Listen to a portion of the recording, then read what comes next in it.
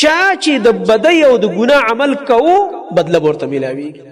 یجزا به یو وړه خبره ده داسې دومره نیمه کرخم دې ټکي نه ده نیولې.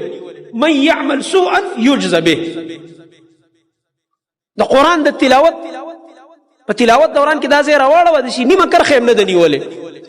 خو داسې وجیبه دمکي ده او تنبیه ده زما ستا دپاره چې یو سړي کې لږ ایمان او د الله خوف وي. دا جمله یې والله چې وجړقی داسې چې الله فرمایي ګوره چې عمل دې د ګناه وکړو بدلې ته تیار شه.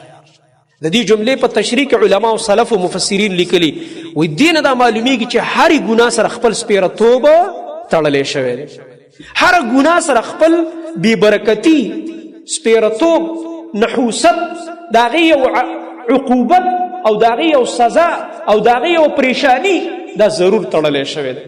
دا به نه وي چې زه به کوم ګناه او بیا به ته وایې چې ما نه به الله خوشحاله او راضي وي. نه، الله فرمایي بدلې ته تیار شه، بدله به درته خامخا میلاویږي.